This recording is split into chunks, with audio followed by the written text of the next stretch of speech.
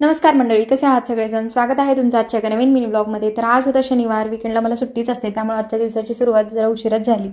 सकाळी सगळं आवरल्यानंतर आईला आधी काळा चहा बनवून दिला. तिला अद्रकचा काळा चहा प्यायचा होता. ती दुधाचं पीत नाही, त्याच्यामुळे तिच्यासाठी काळा चहा बनवून दिला. त्यानंतर मला चहा टोस्ट खायचं होतं, म्हणून मग मी माझ्यासाठी दुधाचा चहा बनवला आणि मस्त चहा टोस्ट एन्जॉय केला.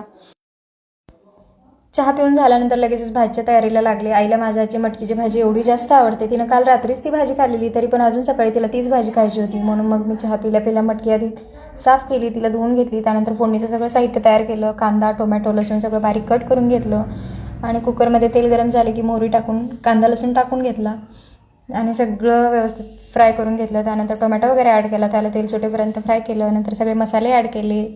लाल तिखट आहे, कांदा लसूण मसाला सगळं टाकून मस्त फ्राय करून मटकी टाकून 1 ते 2 ग्लास पाणी टाकून तिला 1 ते 3 शिट्ट्या होईपर्यंत मस्त शिजवून घ्यायचं. पहिली शिट्टी फुल गॅसवरती केली आणि नंतर मंद आचेवरती 2 ते 3 शिट्ट्या होऊ द्यायच्या. मटकी एकदम मस्त झणझणीत लागते. मटकी शिजते तोपर्यंत मग मी कच्ची मटकी माझ्यासाठी काढलेली ती खाऊन घेतली. मला उद्या पुण्याला निघायचं होतं, त्याच्यामुळे मग मी नंतर लगेचच माझी बॅग पॅक करायला घेतली. कपडे भरताना लक्षात आलं की माझा एक नवीन ड्रेस तो उसवलेला, मग त्याला आधी शिलाई मारून घेतली. त्यातच माझं एक पार्सल आलेलं, मग ते रिसीव केलं. क्वालिटी एकदम मस्त होती या टी शर्टची. त्यानंतर मग मी सगळ्या कपड्यांच्या घड्या घातला आणि बॅग भरायला घेतली. चला तर मग असा होता आजचा दिवस. भेटूया मग नेक्स्ट व्लॉगमध्ये. तोपर्यंत बाय बाय.